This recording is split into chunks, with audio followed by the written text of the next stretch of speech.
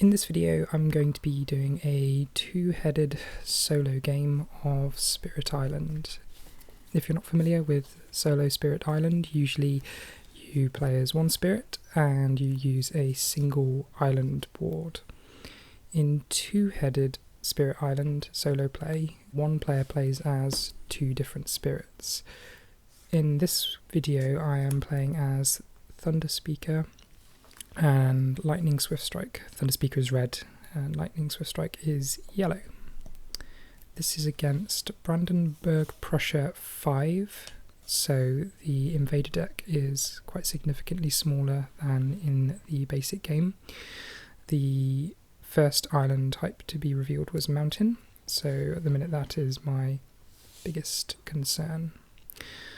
One of the ways I like to play Spirit Island is to think about which cards I need to play in the different power phases and work backwards to do the right growth options so that I can play the powers that I would like to play.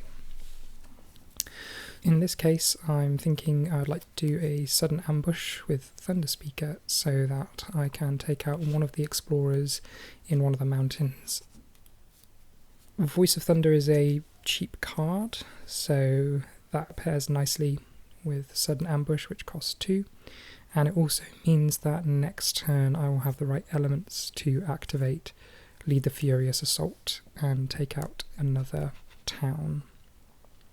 Choosing powers for lightning is a little bit more difficult. You generally do want to play Shatter Homesteads, but Lightning's Boon, which speeds up 2 powers so that if they're slow powers they become fast. That really depends on what the other spirit is trying to achieve. Normally I don't use Lightning's Boon on Lightning themselves because Lightning's special ability means that they are often able to speed up their own powers, so long as they have generated enough purple elements. So you can see in this instance I'm saving Lightning's Boon so that I can use it for manifestations of power and glory primarily next turn.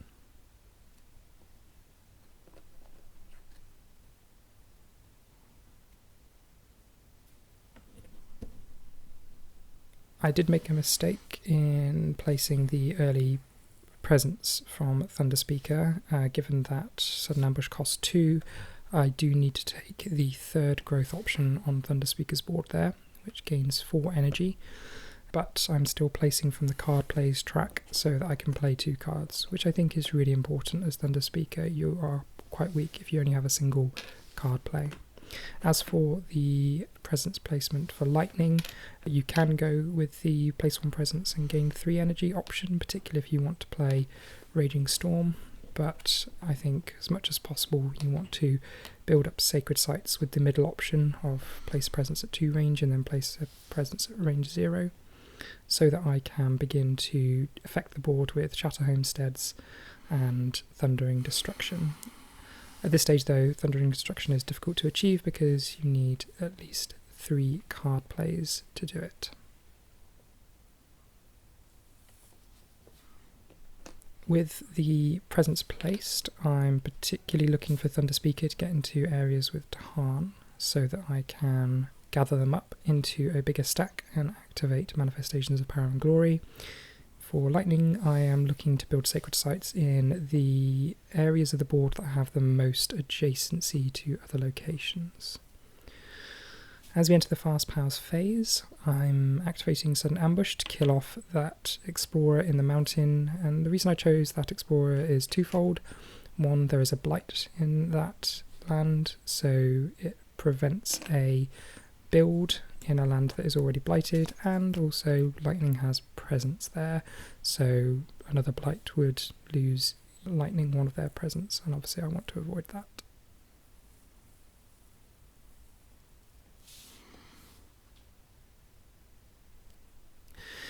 Shatter Homesteads is being used there to destroy a town in the top right of the board.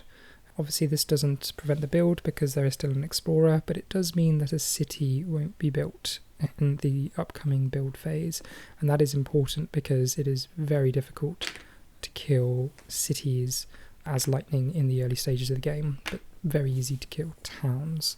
And so I would rather then build another town and then take it out with either Thundering Destruction or playing Shatter Homesteads again. Interestingly, one of the two fun aspects of the two spirits that I'm playing is early on you have a fairly even balance of powers that are activated fast and slow, but then as the game goes on, more and more powers become activated fast, as Thunderspeaker has the ability to use their innates fast so long as they have generated enough air elements. As we go into the invader phase, you'll notice I didn't draw an event card. That is because there is a recommended rule from the Jagged Earth expansion, which is that you don't draw a event card in the first round of the game. So you can see there that I've drawn a Mountain and Jungle Stage 3 card. Brandenburg Prussia means that you have a very early Stage 3, which puts significant pressure on you as a number of lands build up. There is a mistake here. I didn't place an explorer in either of the two jungles on the right hand board.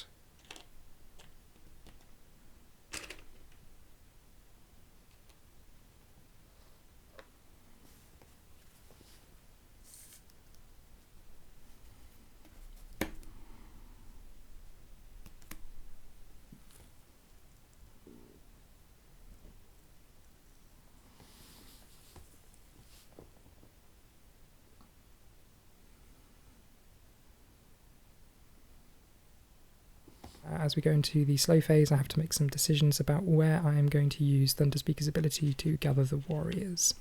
Gather the warriors is a really interesting ability in that if you have an imbalance of air and sun, it can be quite difficult to move the Dahan exactly where you want them to be. Often you would like to use it to move the Dahan up to 2 lands, you gather into one and then push into another. When you have an imbalance, you have to be a bit more strategic in how you use the Dahan. So what I'm doing there is getting as much Dahan as I can into one land using Gather the Warriors and then Voice of Thunder to push 4 into that built up mountain at the bottom of the board there. That way I can use Manifestations of Power and Glory to clear out that land, and that can happen in the fast phase because Lightning's Boon will speed it up. So I'm already planning ahead for how I'm going to use Lightning's Boon in combination with Thunderspeaker's slow powers to ensure that that land is no longer a problem in round 2.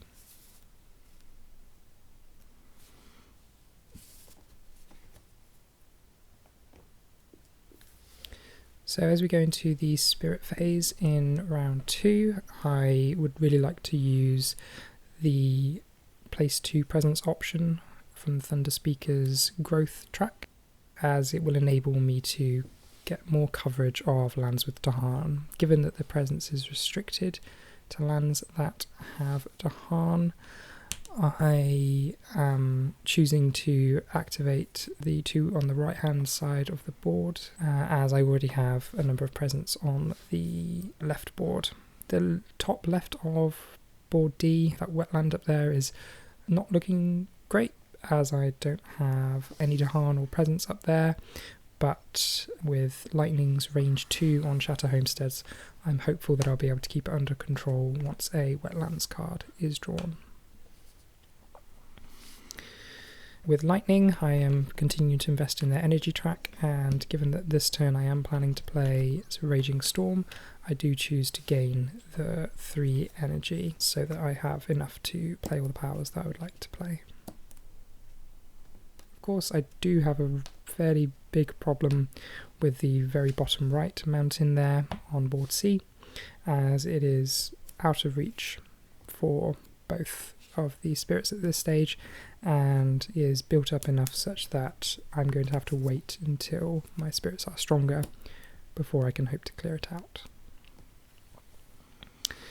With my powers chosen now, I have to decide what order I'm going to activate them in and how I'm going to best use the current coverage of the board that I have to prevent the invaders from blighting, and if possible from building.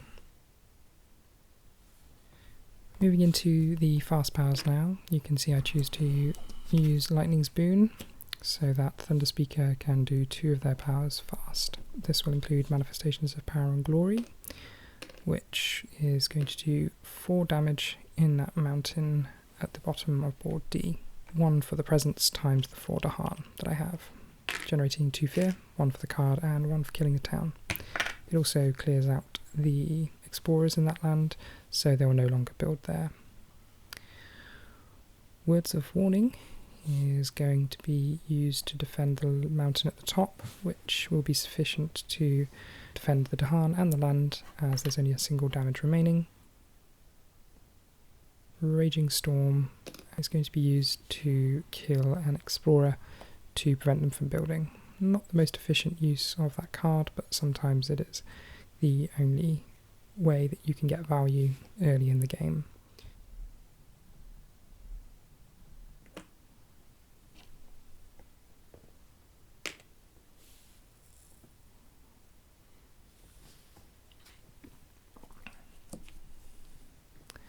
I draw Missionaries Arrive as my event card for round 2, which is an interesting event to draw in that Thunderspeaker has a number of suns that they generate from their starting cards, so I can prepare for it as the card will be put back into the event deck to be drawn 2 turns later.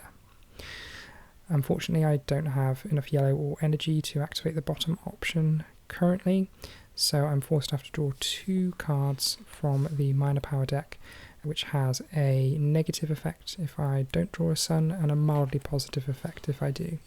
So starting with board D, I don't draw a sun, which means I'm forced to replace a Dahan with a town. But I'm doing it in the wetlands, so that doesn't have a significant effect at this point.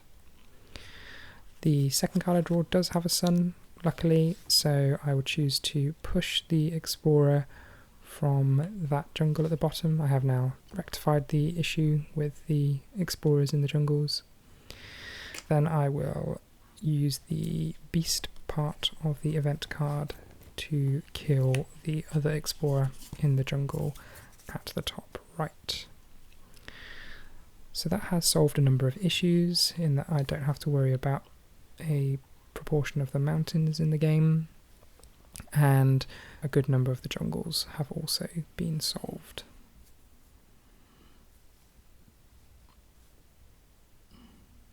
As we move into the Ravage phase, I am able to kill the explorers in the mountain at the top as the land has been defended, but as you can see, the mountain at the bottom right is still a significant issue.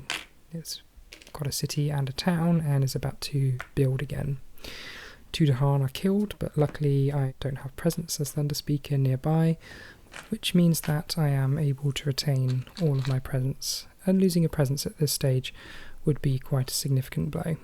I do make a small mistake there, placing a blight from the box rather than from the card, but I quickly fix it. So 3 blight remaining before a blighted island.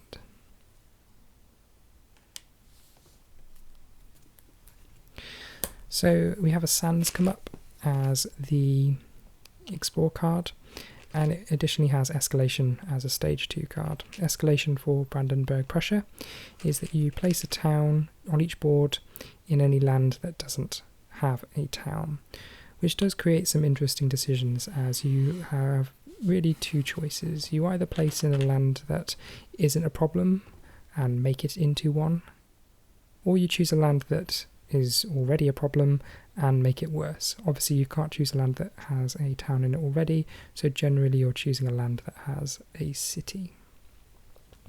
I am considering placing it in the mountain there, but as we have another mountain ravage coming up, I decide that creating another problem is not the right call, and instead I choose to place it in the jungle.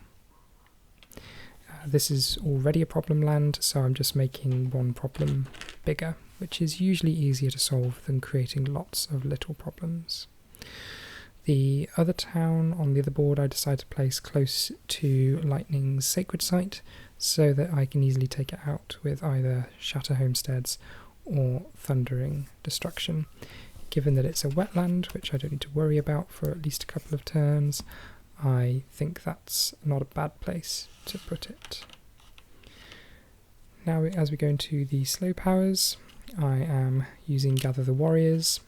I have 2 suns now and 3 air, so I'm able to gather 3 of the Dahan in that mountain into the wetland and then jump 2 of them over to the jungle.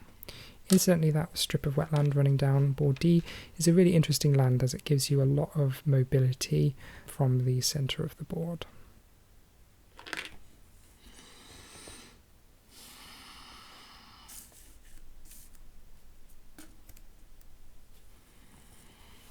So as time passes, my Dahan returns to full health, and I am now out of cards for both of the spirits. Thunderspeaker and Lightning are thematically linked, but they also link in how their growth tracks work. Thunderspeaker has the ability to draw 2 power cards when they reclaim cards, and Lightning gains 1 plus an energy. This is the only way that you can gain cards for these 2 spirits outside of other powers being triggered, which does mean that you have to plan out your reclaim cycles with the cards that you get when you reclaim.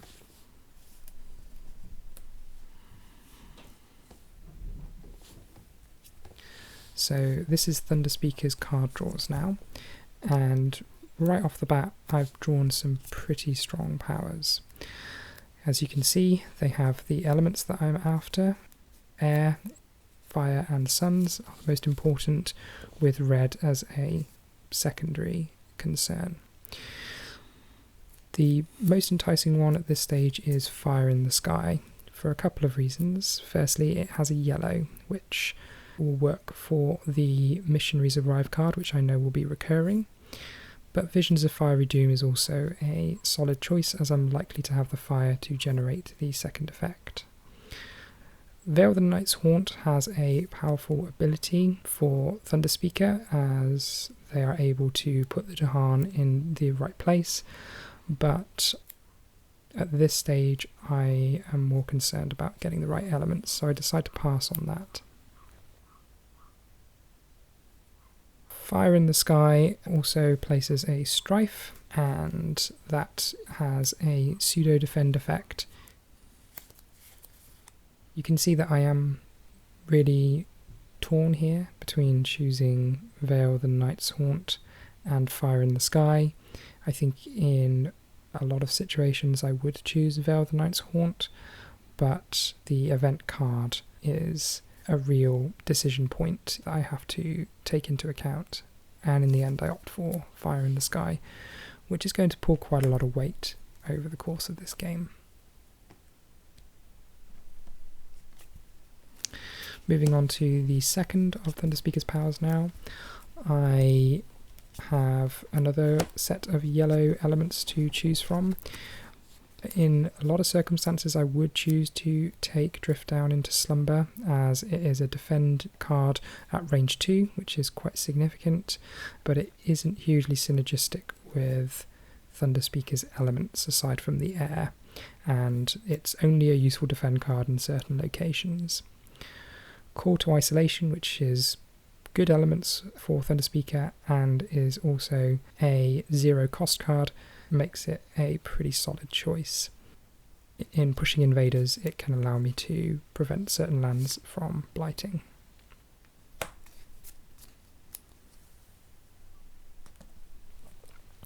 Drawing now for Lightning, I am again looking for the elements that I need to trigger Lightning's innate ability, Thundering Destruction, and while you can see that 2 of them there do have fire, only one has both fire and air, so it's a fairly easy choice for me to pick that one up, given that it additionally has yellow. So that is a real strong set of powers that I drew in that turn, in that I had useful ones that generate the right elements with yellow as an additional bonus.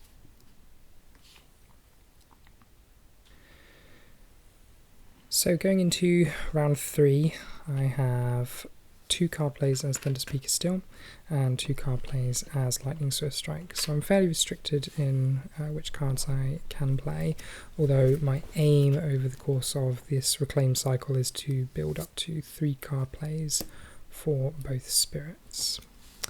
Now that I have 2 energy generation as Thunderspeaker, I'm a bit more flexible in which cards that I can play, although I am choosing here to play some lower costed powers so that I can build up my energy for potentially the ability to pick up a major power.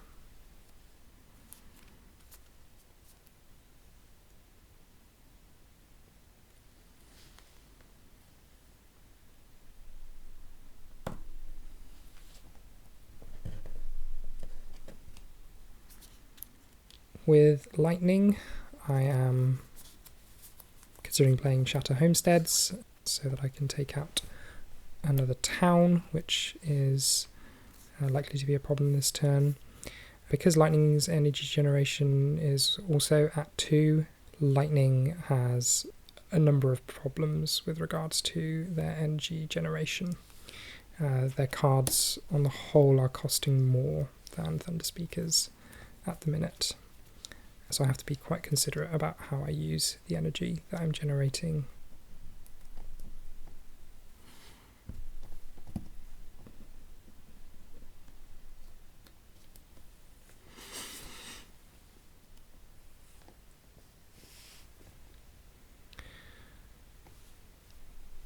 With Words of Warning, I'm able to defend the jungle at the top, where those 2 Dahan are, although currently that isn't enough to ensure that that land doesn't ravage, so I'm going to use it in conjunction with Call to Isolation so that I can push the Explorer and the town to an adjacent land, in this case the wetland, because so far it has not come up on the exploration cards.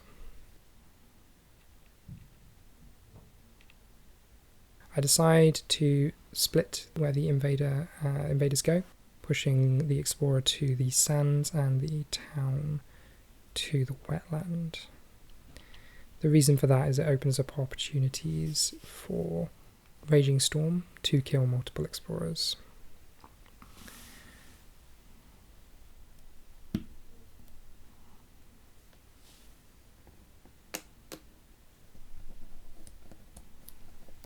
Shatter Homesteads will generate enough fear for me to claim my first fear card.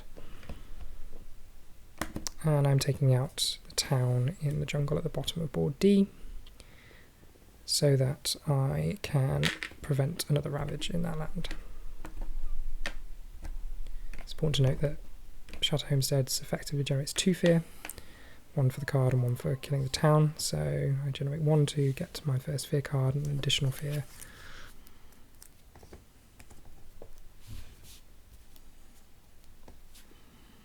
Harbingers of Lightning is mostly being used for mobility here, given that that mountain at the top is no longer a threat. I'm pushing the Dahan to these sands, which is more of a live issue, and moving my presence with it, using Thunderspeaker's special ability.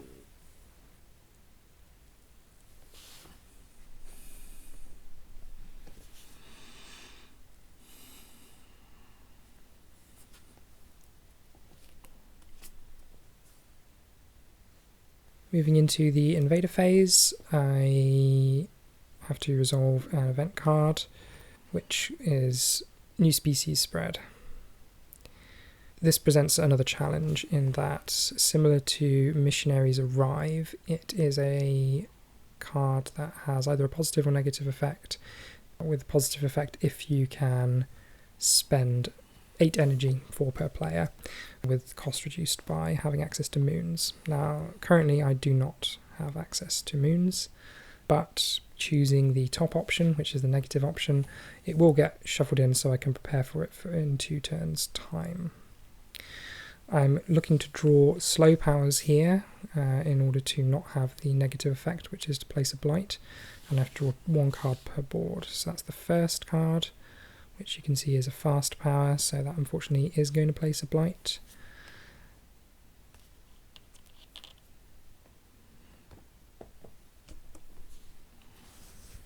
And this does mean I will be moving into a blighted island this turn. I will be unable to prevent the blight in the mountain at the bottom right. And the second card that I draw there is also a fast power, which means that that is another blight I have to place on board C. I'm choosing to place these in the sands, which is risky, given that the sands are the next to build, but I feel that I will be able to control them effectively enough.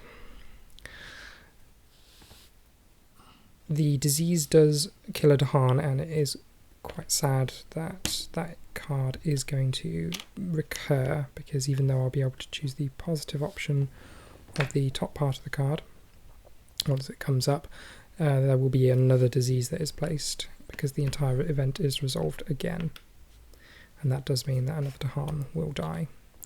I have lost quite a few Dahan over the course of this game, which does make Thunderspeaker somewhat less strong than they should be.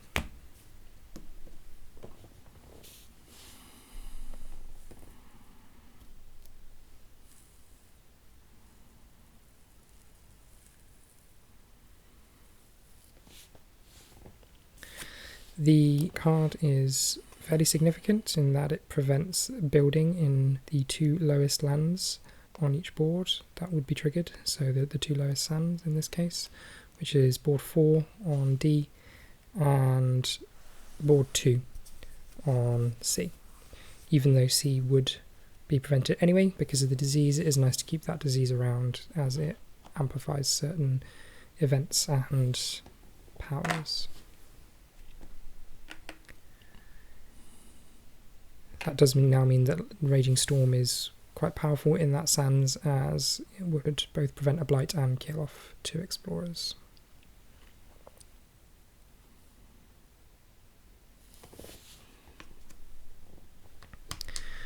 In the Ravage, we can see that the blight has caused a blight cascade, so 1 additional blight has to be placed in a land adjacent to the mountain, which I've chosen to place in the jungle, as anywhere else would cause an additional blight cascade. The Blighted Island effect is one of the most challenging ones to deal with, particularly this early in the game, as I lose 3 presence.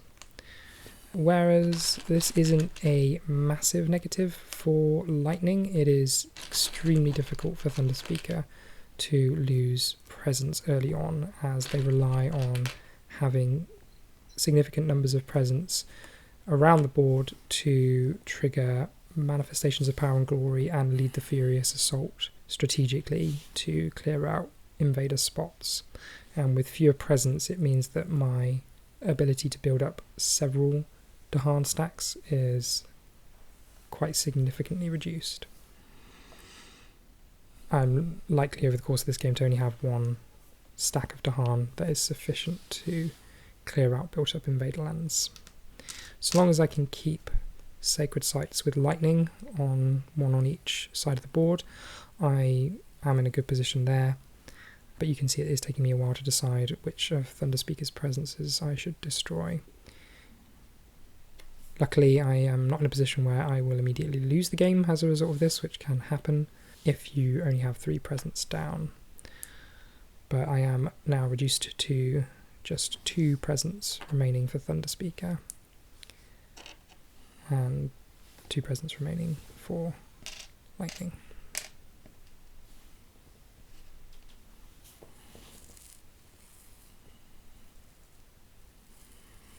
As we go into the build, I am only dealing with the 2 lands that are the highest on each board, so that is land number 7, which builds a city, and on board C I will be skipping it due to the disease. That is quite a nice effect, even though I've lost a Dahan to the disease that was placed from the event card. Not building there does mean that that invader will die in the next Ravage. Wetlands was a pretty bad card to draw at that stage, as I had been somewhat neglecting the wetlands and using them as a holding spot for some of the problem areas that I had been facing up to that point, and now it is going to come back and bite me, as I now have several areas of the board that I need to deal with quickly, all of which are problematic. They will build cities, and 2 of those wetlands have my presence in.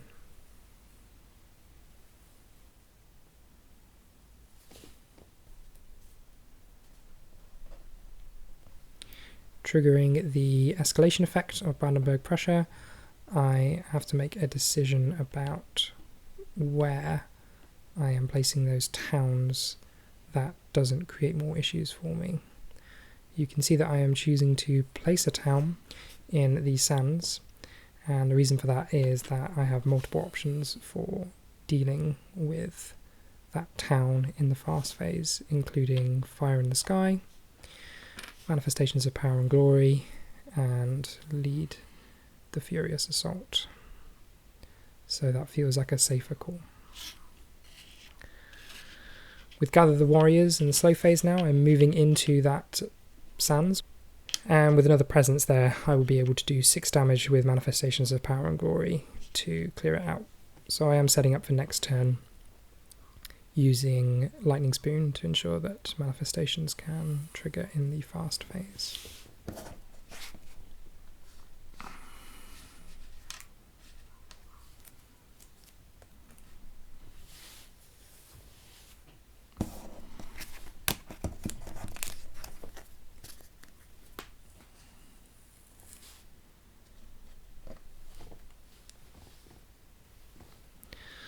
I do need to make sure I go up to 3 card plays so that I can begin to have more an effect as Thunderspeaker, and build up to the point where I can begin to use my innate powers without needing lightning to speed them up. And for that I need 4 air. I have 1 for my board, and I can potentially get 3 from cards. So I'm choosing to place the 2 presents where one where I already have presence to ensure that Manifestations of Power and Glory can do enough damage, and another one in the jungle where the Dahan are.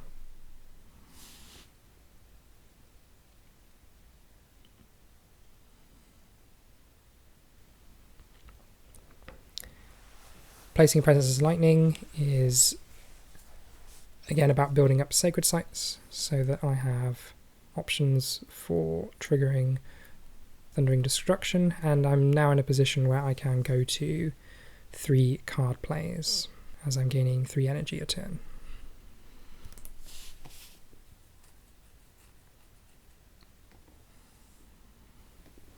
As for where I place my second presence as lightning, I decide that I would like to have another adjacency. By placing that presence into the sands, I have adjacency to the wetland in the top of board C, which currently lightning doesn't have access to, and that gives me some more options for dealing with either the explorer or the town that's going to pop up there.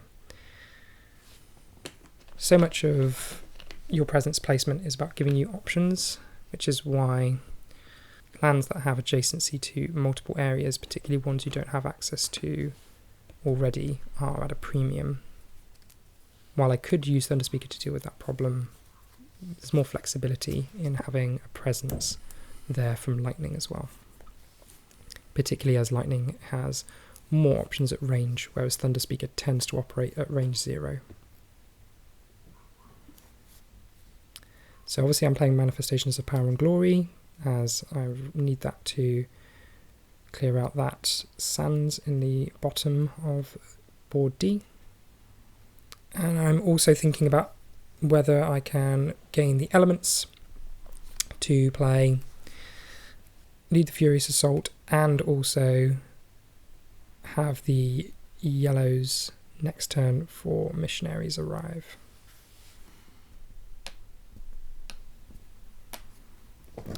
For lightning, I do need to play Lightning's Boon, as I need to be in the position to trigger manifestations of power and glory quickly. Raging Storm is going to help to deal with the 2 explorers in those sands, which does present a ravage concern. And Purifying Flame will help to clear out a blight. Though Purifying Flame can do damage for each blight, that is generally only useful if you're going to kill an invader. That is going to present a problem.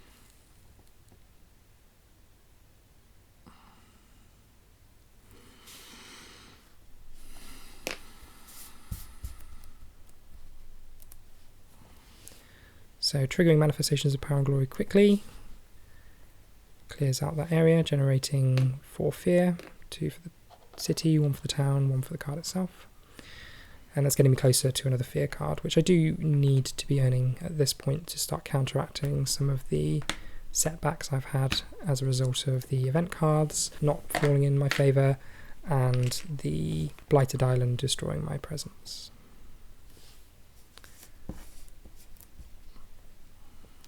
Fire in the Sky generates 2 fear. There is a mistake here in this turn, which is that I should have played Sudden Ambush, as I currently cannot trigger Gather the Warriors due to not having a red. It's a fairly easy thing to miss about Thunderspeaker. You're usually in a position where you have access to a animal element on your cards, but I currently do not.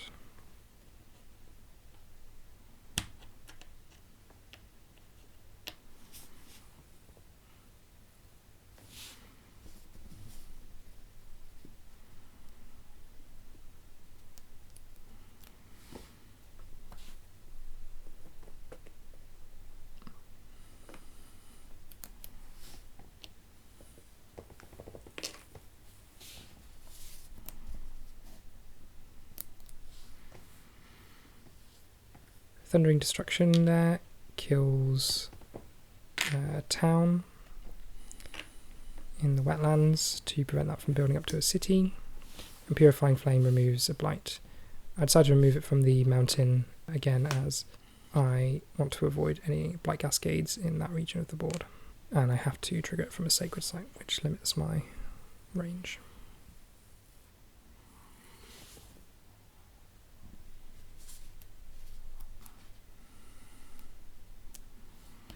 There I am triggering Voice of Thunder, moving the Tahan.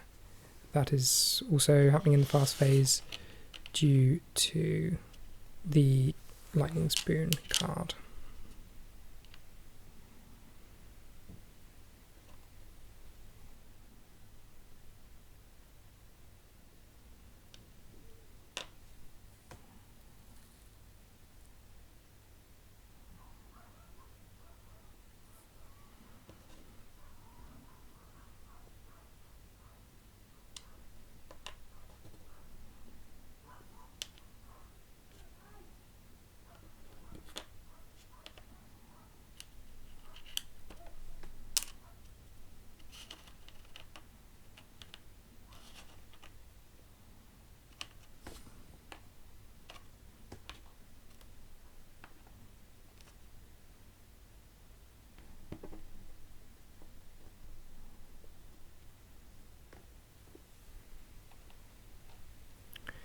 So triggering Lead the Furious Assault to kill that town again prevents a city from being built in that region, and we move on to the invader phase.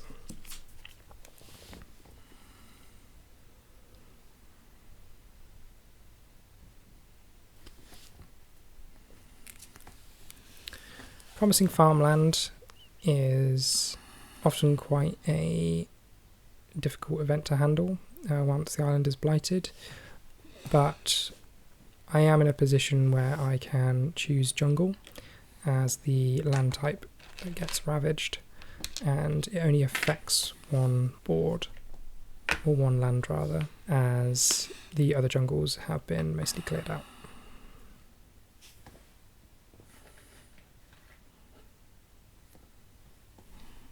couple of extra beasts on the board is always nice.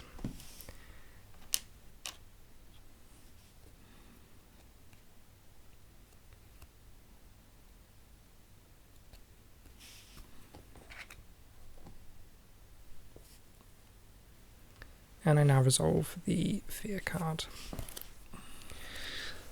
Unrest does mean that I'm able to potentially stop a blight in the top of board D there, where the wetland is. They are still going to build a city, but it is now easier to prevent, as that town is no longer going to be doing damage.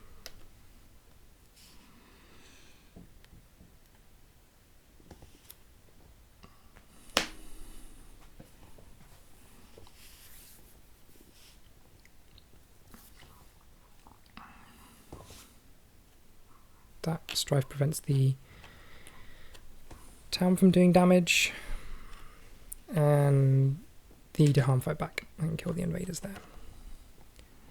There is a Blight Cascade in the sands, which spreads to the jungle. So that bottom area of the board is becoming a real concern. Once I can build up to Lightning's Thundering Destruction innate and destroy cities, I will be in a much stronger position, but for now I am having to weather the storm down there.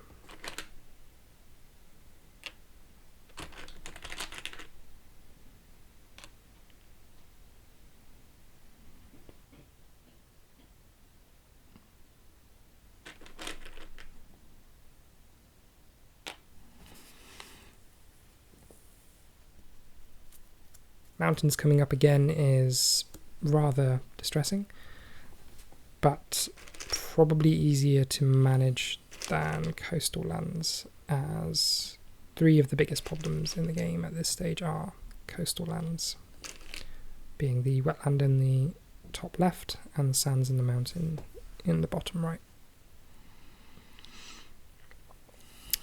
No slow powers to trigger in this phase, as I managed to make everything fast with the elements and cards I had.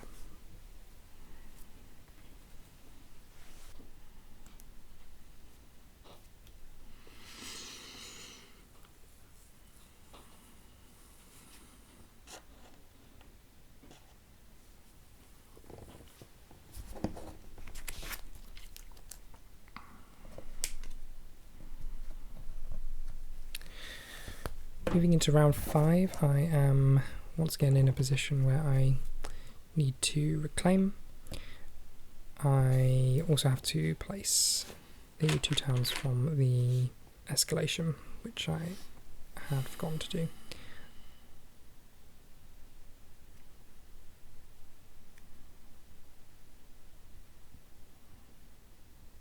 I decided to place them in the sands, as that having been the land type that's just finished resolving, I'm hopeful that I can avoid it once we reach stage 3.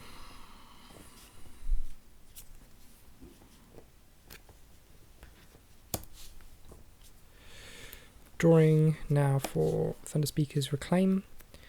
I once again draw some solid cards in terms of elements, but there is a standout choice, and that is Call to Bloodshed, as it has a yellow, which I know I need this turn for Missionaries Arrive, and the potential to deal damage for Dahan. It's an excellent card for Thunderspeaker generally, and in this situation specifically. For this card, I would normally be interested in taking Steam Vents as a fairly good card for the elements that Thunderspeaker likes, although I have a number of 1-costed cards now that is limiting Thunderspeaker's ability to play. So in the end I decide to opt for taking a card which will simply enable me to ensure that the next event will be positive for me by forgetting it, as it synergizes off of moons.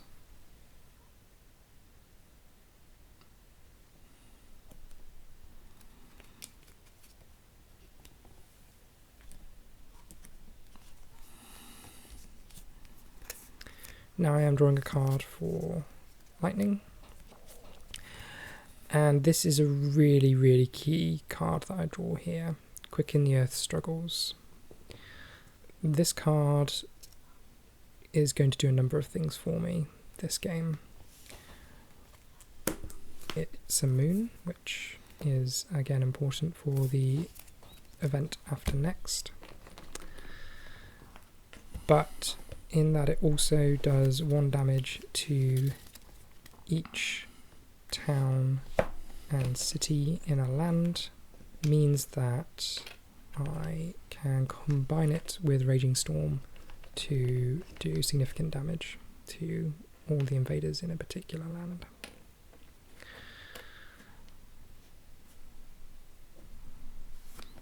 While I would really like to play Purifying Flame for the yellow this turn,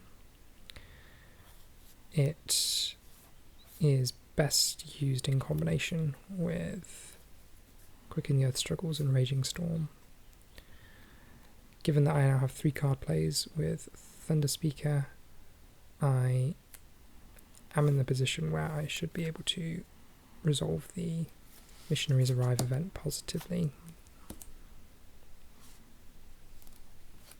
So I opt for Shatter Homesteads and Lightning's Boon as Lightning's most powerful cards, and Harbinger of the Lightning to give me some more options for Dahan mobility this turn.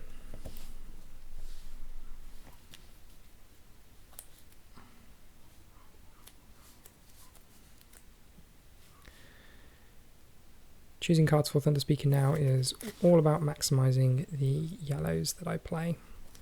Luckily I have quite a few of them, but I have to be considerate of my energy generation, which is still only at 2, and as I've just chosen Reclaim, I have no additional energy income aside from what I get from my tracks.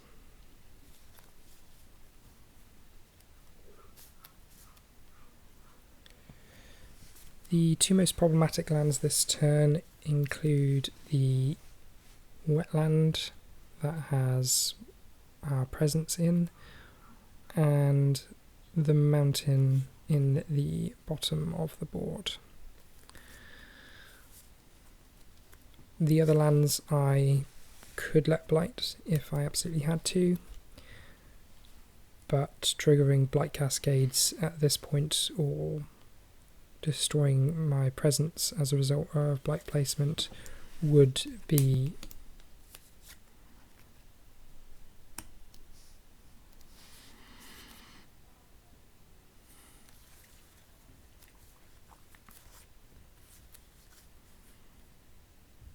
too big a blow for me to come back from.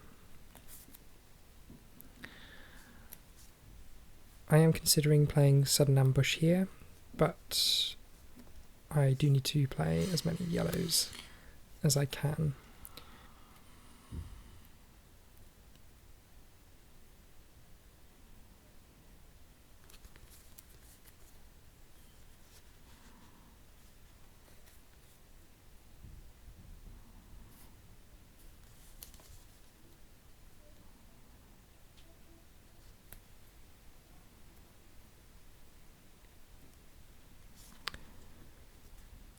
So I decided not to play Sudden Ambush in the end.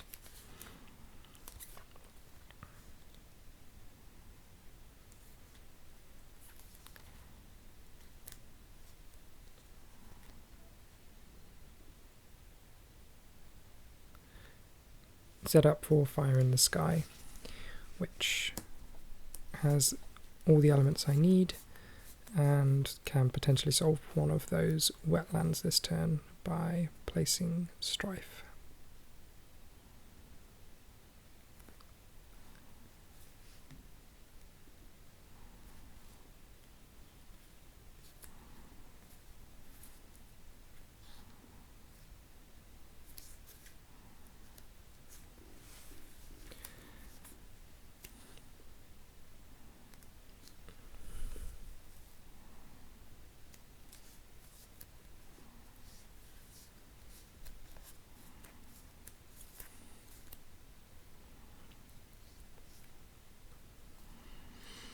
I do have a difficult decision to make here, as Lightning's Boon coming down this turn means that I will be unable to trigger Manifestations of Power and Glory in the fast phase, which does mean I need to be more careful about its usage.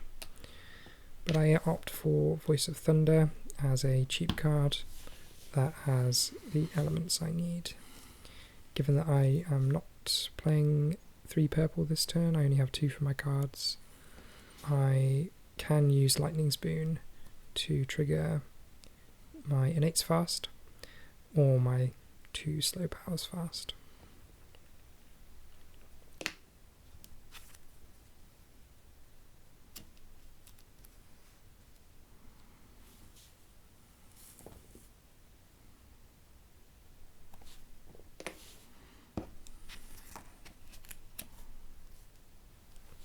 Call to Bloodshed is used to clear out the wetland. That is the most problematic of the lands this turn.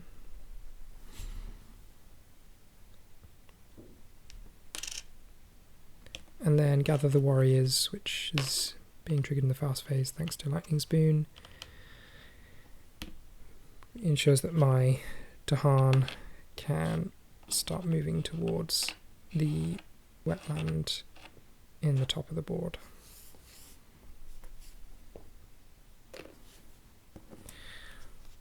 Fire in the Sky, which can be triggered at range 1 from a sacred site, means I can place an additional blight on the city, ensuring that land doesn't blight this turn.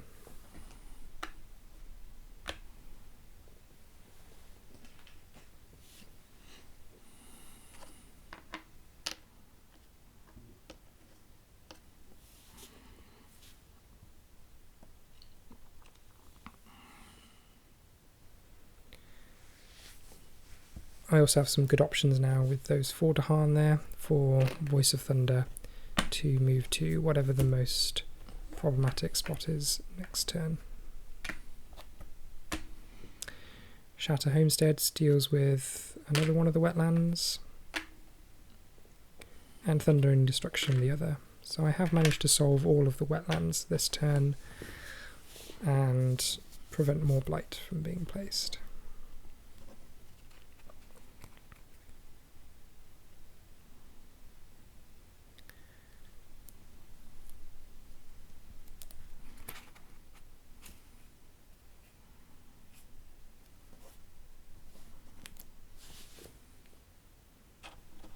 I opt to push the Dahan into the wetland so that they can take out the city in the Ravage.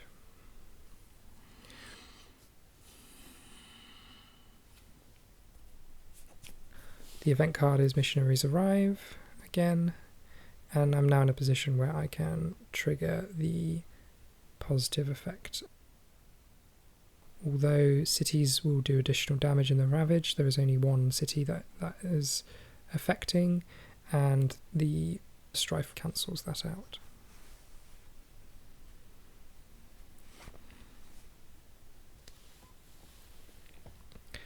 Currently I have 3 energy towards the aided cost,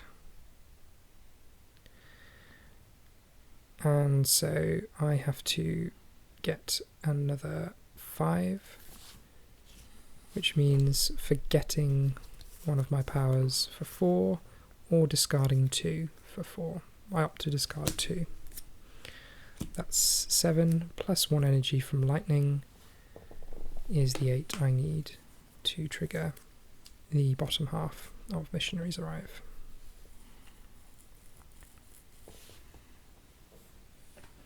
This places additional disease in lands with cities,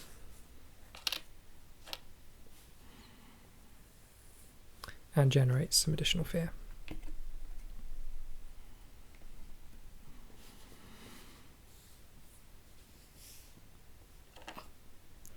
The beasts then deal damage to explorers, although that only affects 1.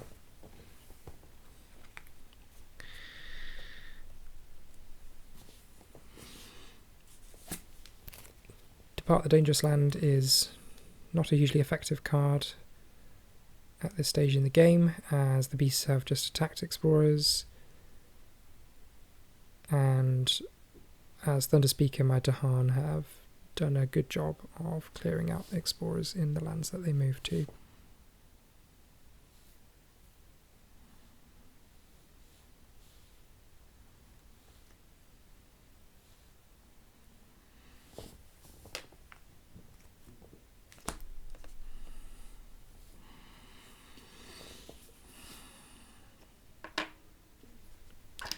As we go into the Ravage now, I'm able to destroy that city. The town is left on 1 damage, but as I have no other way of dealing damage, I decide to leave it as is. I have reached terror level 2 now, so my fear cards will be significantly stronger. However, I am also about to enter Exploration 3 cards, which will significantly ramp up the invaders' offensive.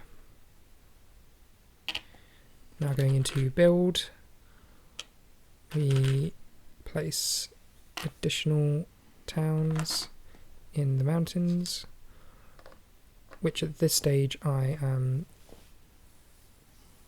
quite easily able to control thanks to lightning regularly hitting their innate. But the city in the bottom right is another problem I have to solve.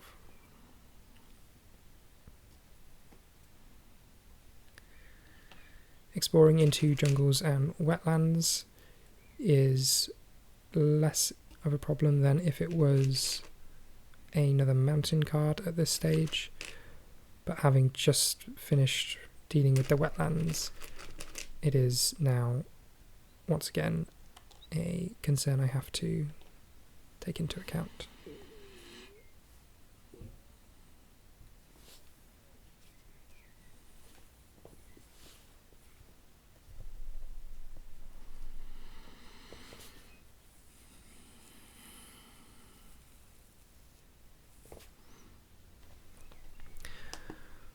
Voice of Thunder is going to be used where I have the most harm.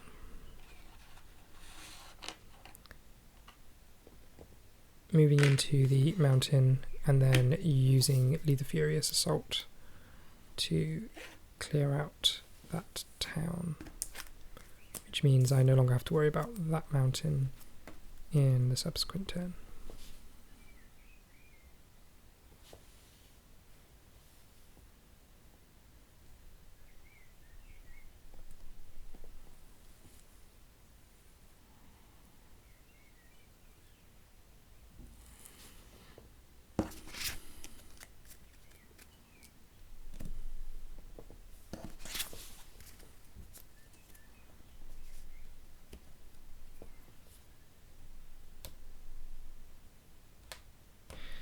So I decide to place Lightning's presence using the middle growth option into that mountain, creating a new sacred site.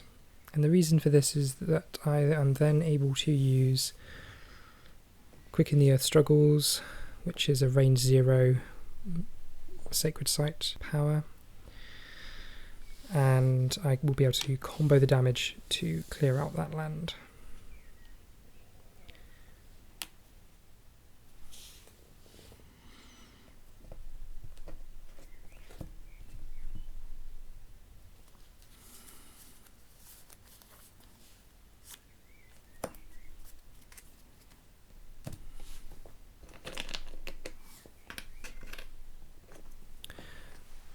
Although I do opt to place 2 presents initially, my energy income isn't sufficient to sustain that, so I will have to change that to 1 presence and 4 energy. I really would like to play Words of Warning this turn, however, so I do decide to keep the Reclaim 1 uncovered and put the presence back on the fire element. The additional 4 energy from choosing the second growth option will allow me to play Manifestations and Sudden Ambush. Then I'll be able to keep my final card so that I can discard it for the upcoming event.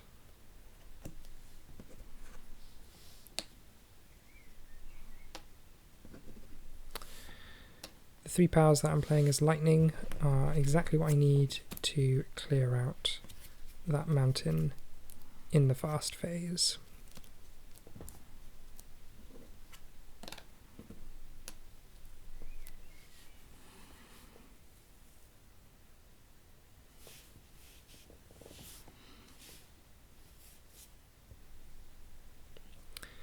So in fast powers I begin with Quicken the Earth Struggles, which does 1 damage to each of the towns and cities in that mountain. The cities have 2 health remaining and each of the towns has 1. Purifying Flame, which does 1 damage per blight, does 1 damage to each of the cities, thus leaving all of the structures on 1 health. And Raging Storm does 1 damage to everything, thus clearing out the land. That generates 6 fear.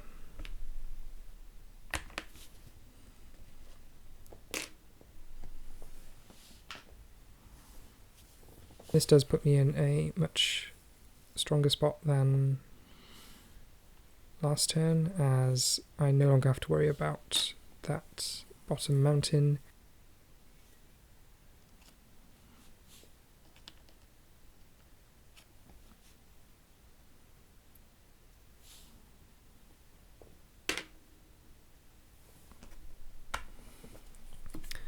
The additional fear generates a fear card.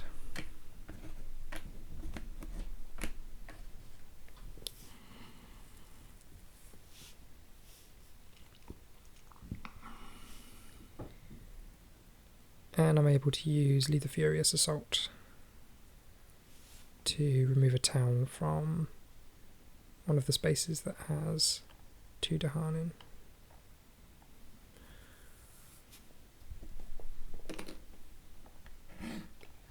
Sudden Ambush allows me to take out an Explorer, thus preventing the jungle from being built in this turn. And then I can activate Gather the Warriors to move down towards the mountain.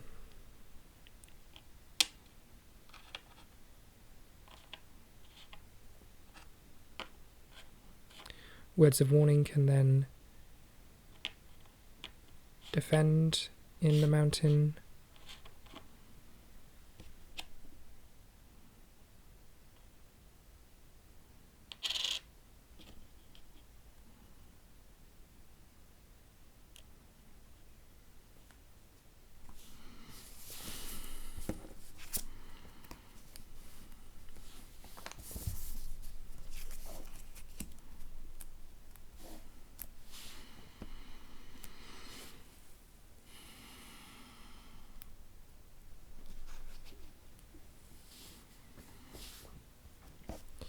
Manifestations of Power and Glory will trigger in the slow phase.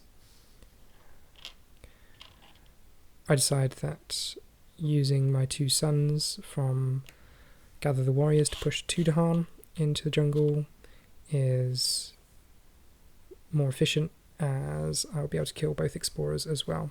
With 2 presents and 2 Dahan, I can clear up that jungle, and leaving 1 Dahan in the mountain means that the defense from Words of Warning will still be able to kill the town.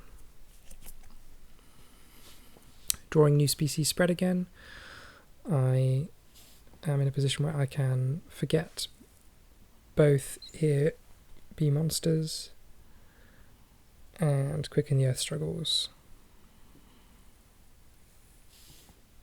to generate the 8 energy I need to trigger the positive effect of the card.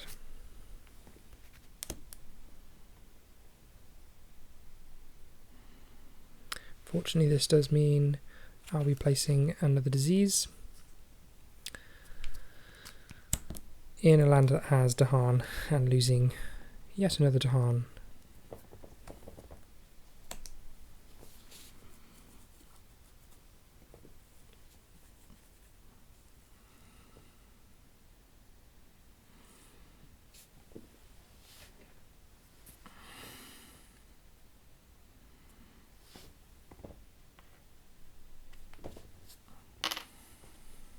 I decide to do this in the mountain, as I need that critical mass of Dahan in the bottom left of the board to clear out those two areas.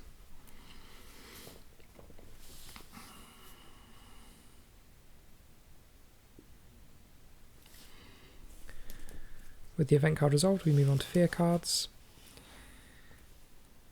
As is often the case with fear cards, they don't always give you a significant benefit, although Scapegoat is a nice card to draw, particularly if you are playing spirits that aren't able to kill explorers efficiently, such as lightning.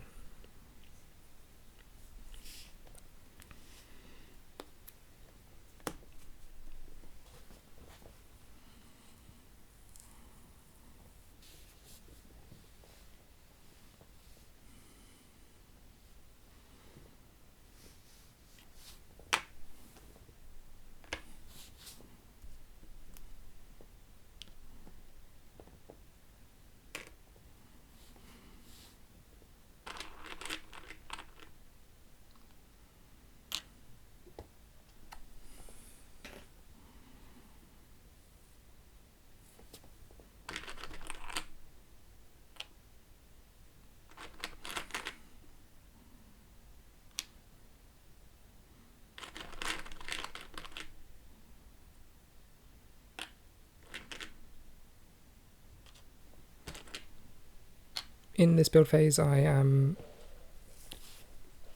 in a fairly strong position as no new cities have been placed, and I am now reaching the point where I can aim for a Terror level 3 victory by ensuring that no cities are on the board once Terror level 3 is reached. The Explore is probably the worst option that could have been drawn at this stage, as mountains are one of the lands that I had been having the most trouble with, and 2 wetlands in a row can prove challenging. The ideal scenario is that you are able to use Dahan during the Ravage step to kill invaders in those wetlands so that they are no longer able to build. Manifestations of Power and Glory clears out the jungle, which means I no longer have to worry about it in the Ravage next turn.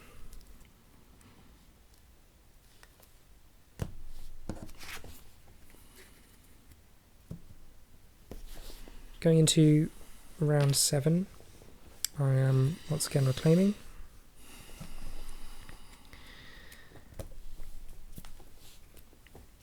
And as Thunderspeaker, I am still choosing to draw from miners as my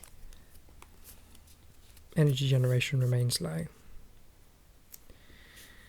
Elusive Ambushes is a solid card for Thunderspeaker, being able to defend 4, and gives me an additional defense option along with Words of Warning.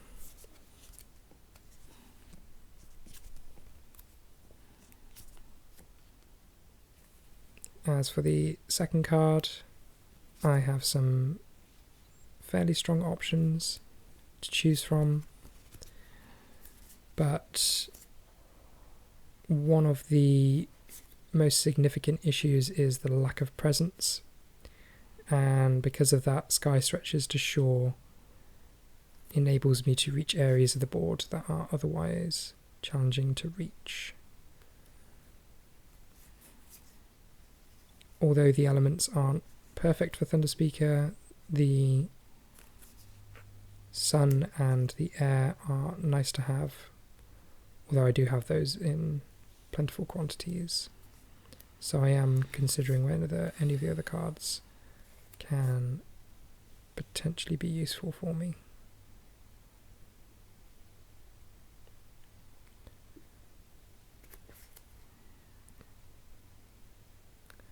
But in the end, I feel that the advantage of making another power go fast and the additional range is significant. Drawing now for lightning, I am still hunting for the right elements to be able to trigger Thundering Destruction and Lure of the Unknown as a 0-cost card that has the right elements, with the potential to prevent a blight if a town is moved at the right time.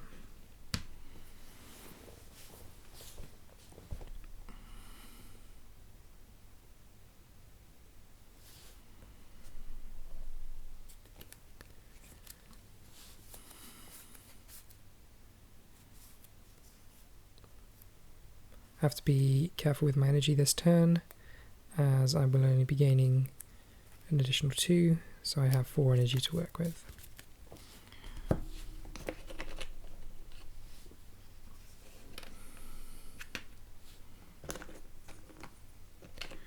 And lightning has 5 energy.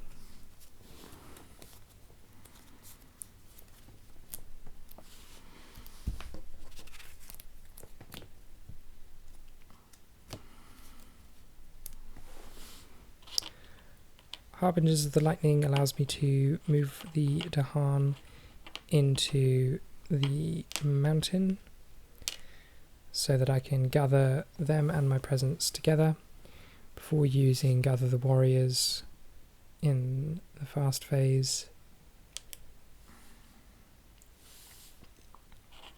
to move towards these wetlands, which are the biggest problem on the board currently.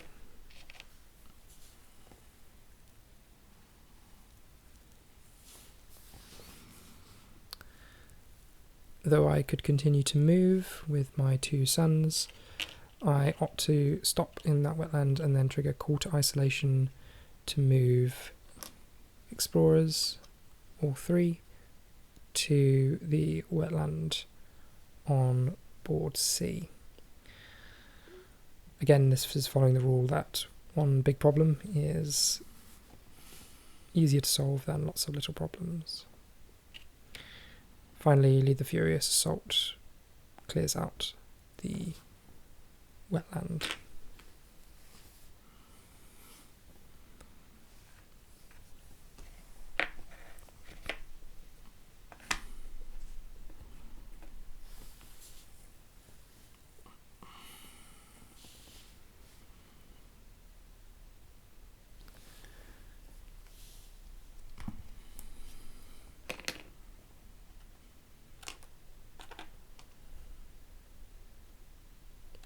Sudden Ambush is mostly about moving my Dahan into the wetland so that I can trigger Words of Warning and defend that land.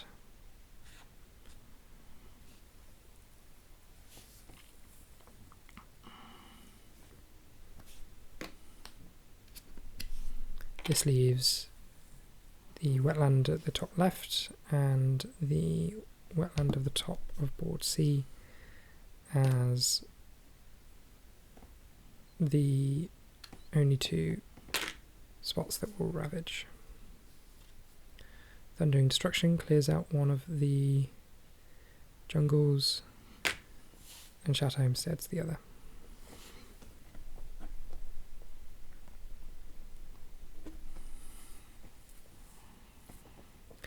Raging Storm will be triggered in the slow phase, as I've used the 3 air that I have to ensure that Shatter Homesteads, Harbingers and Thundering Destruction can go fast. Farmers Seek the Dahan for aid gives me a choice between either spurning the invaders or teaching them. Teaching them will turn the Ravage into a build, but also add additional towns. This is likely to result in the placement of a number of cities, given the wetland being in both Ravage and build spots. But in the end I opt to choose that option, as the additional blight placement is too difficult to manage in the current state.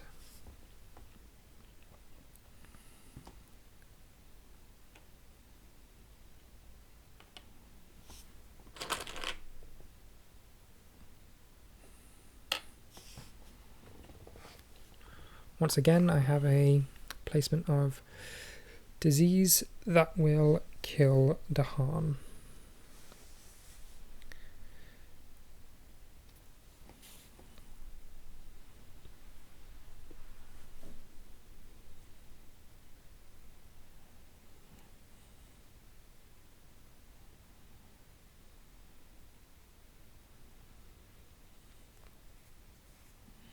Choosing where to put this disease that doesn't further reduce Thunderspeaker's ability to affect the board is a challenge, but with the 2 builds coming up, I do want to ensure that it goes into a spot that will prevent too many builds from taking place.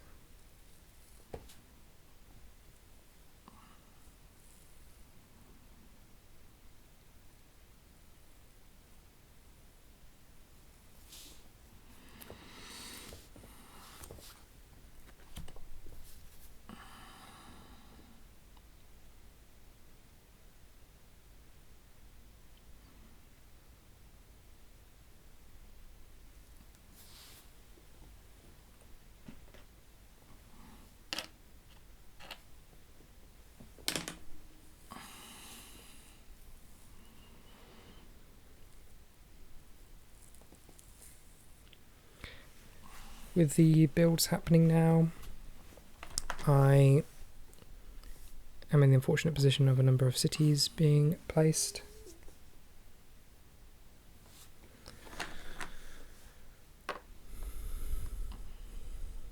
Particularly in these wetlands.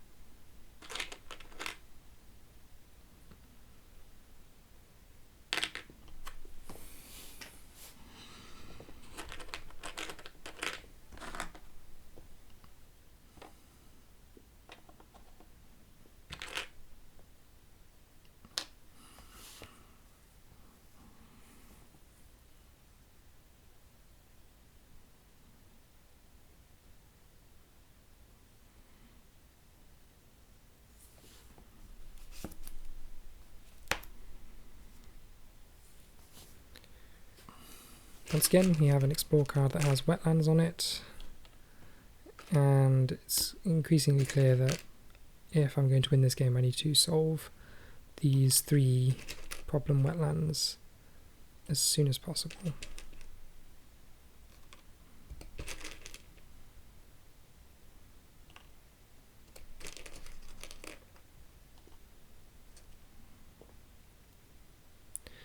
The sands are less of a concern, particularly as I am aiming to win the game before they will ravage.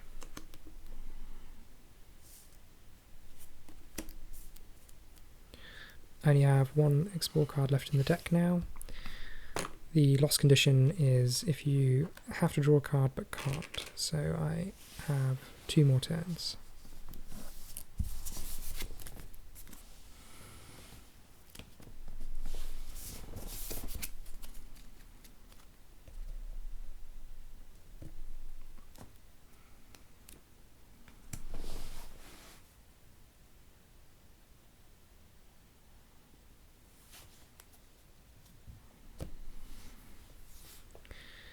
As we go into the spirit phase for round 8, I am in the position where Lightning's Boon is going to enable me to trigger manifestations of power and glory,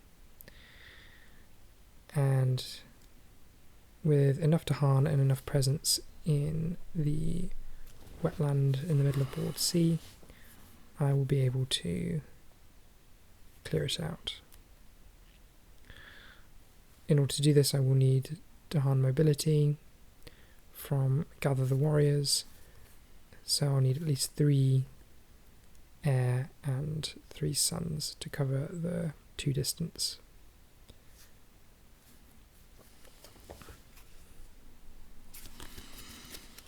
Choose to place 1 presence and gain 4 energy, so that I have enough to play manifestations plus other cards. This will enable me to gain access to fire on my energy track, making it easier to hit the top level of Lead the Furious Assault.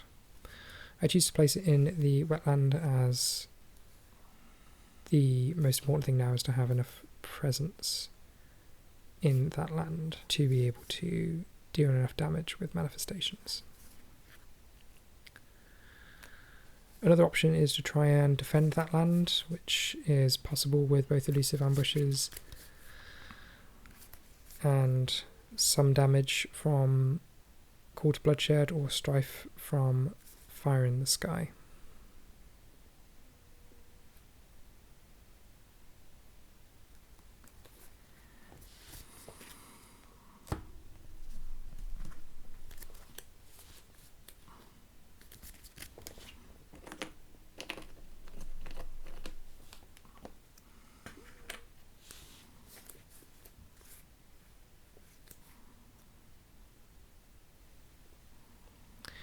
I haven't yet taken my Reclaim 1.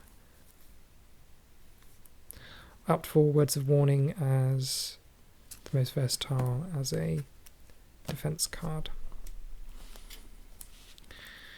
I make a mistake here in that I decided to play Fire in the Sky, but I should have played Words of Warning. The reason being is that I again don't have an animal element, and without it I can't trigger Gather the Warriors.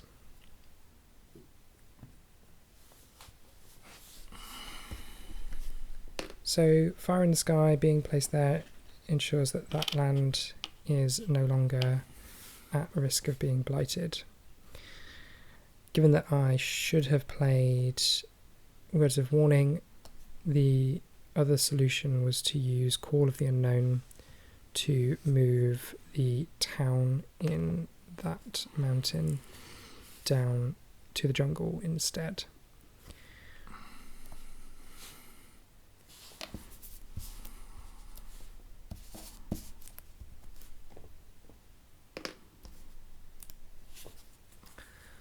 Lightning's Boon speeds up manifestations, Power and Glory, and Voice of Thunder.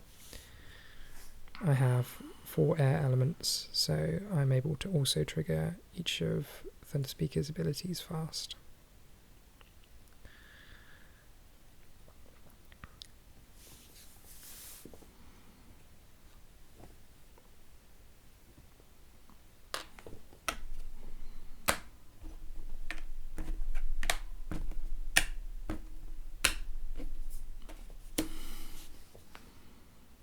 Purifying Flame removes a town.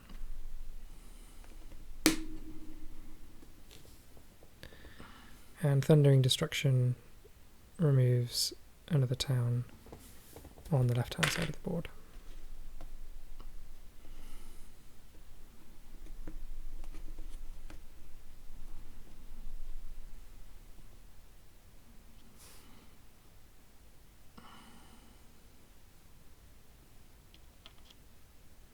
As I missed the lack of an animal element, I chose to use Lure of the Unknown to just move a single explorer from the sands and thus prevent a build there. Although this isn't necessary, as my aim now is just to destroy cities where possible. Gather the warriors gets me into the wetland with a huge stack of presents and 4 Dahan.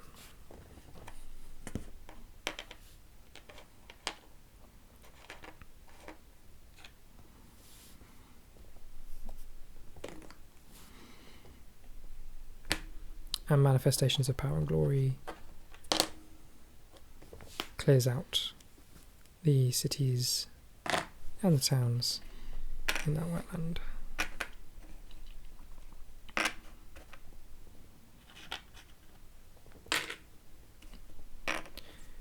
Generating another fear card and putting me now within 1 fear card of reaching terror level 3. And 4 cities remaining that need to be killed.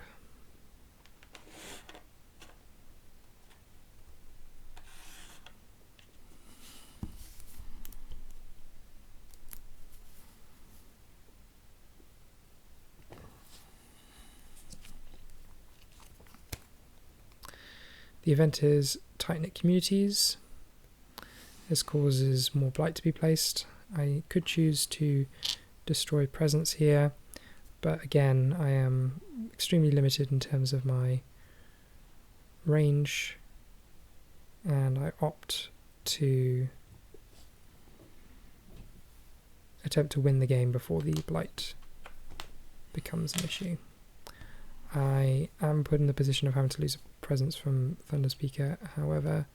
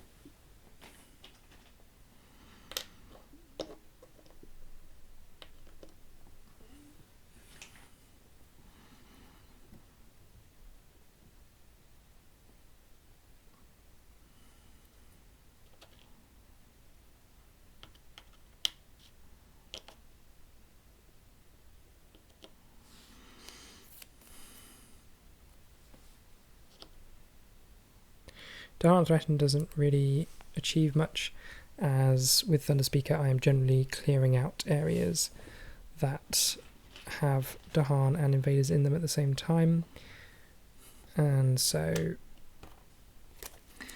there isn't a huge effect from that fear card.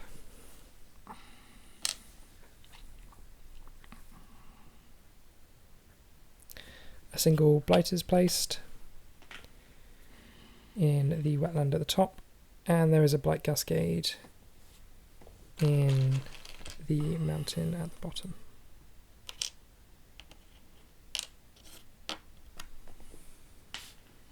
I have 1 blight remaining,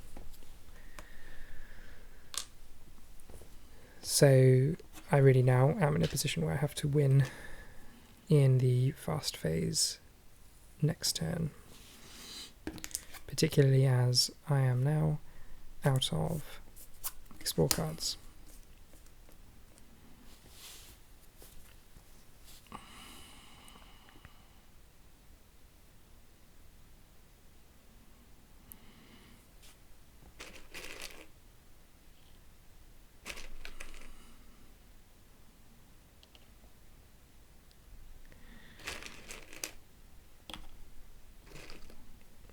At this stage, the exact location of the explorers isn't hugely significant, as the aim is to destroy the cities.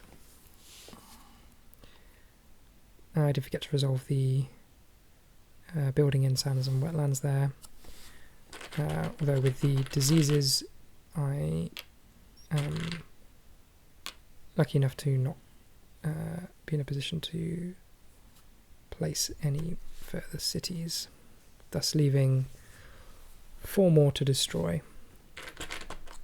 one in the wetlands at the top, one in the wetlands in the middle, and one in each of the mountains and sands at the bottom.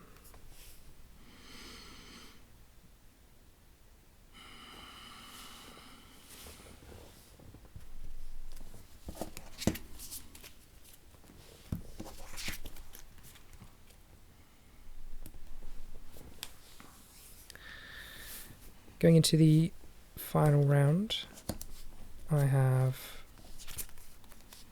enough energy now as lightning to be able to go for a major power. As Grant Hatred of Ravenous Form is the only one to give a fire element, it is the obvious choice, and with it doing additional damage due to blight placement, it is a strong choice for killing a city. Unfortunately, because it doesn't grant air, it won't be able to make itself go fast. So I will have to consider carefully how to ensure that I can trigger it in the fast phase before I move to the invader phase.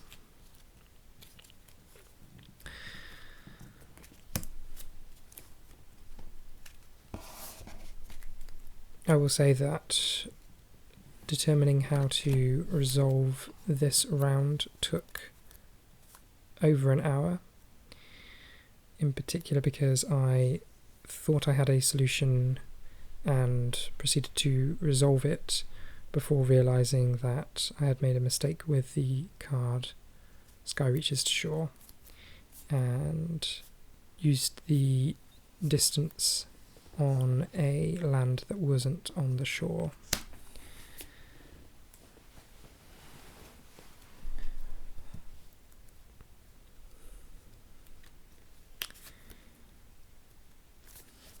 One of the interesting decision points was how to best use Thunderspeaker's presence to achieve victory. All of the options seemed plausible, but in the end it was placing 2 presents to be able to go to 4 card plays that was the right option.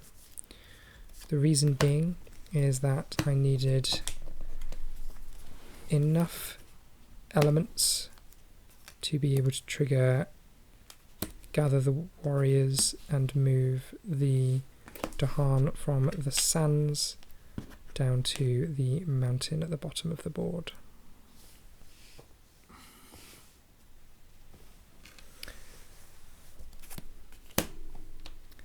Harbingers of the Lightning moves a Dahan into the wetland at the top, which I need to trigger a number of abilities that require the Dahan to be in a particular land.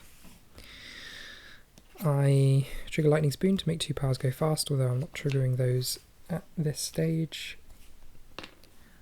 Elusive Ambushes deals 1 damage to the city in the wetland at the top.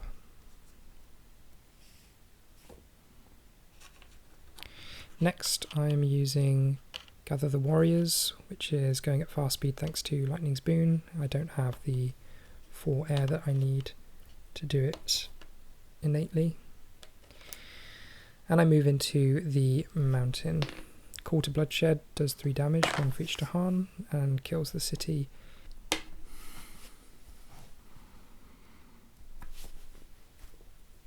Sky Stretches to Shore enables one of Lightning's powers to go fast and has additional range, so I'm able to trigger Thundering Destruction at range 3. Grant Hatred of Ravenous Form works from the 2 sacred sites in the bottom of the board to generate additional fear. This earns the fear card that gets me to terror level 3 and does damage, 2 for each blight, thus killing the city in the sands. Finally, Raging Storm does 1 damage to each of the invaders in that wetland, leaving the city on 1 health. And Purifying Flame does a single damage for the blight in that land to kill the final city. With no cities left on the board, that is a victory. Thanks very much for watching. I hope you enjoyed this video. Let me know if I missed anything or how you would play. Thanks very much.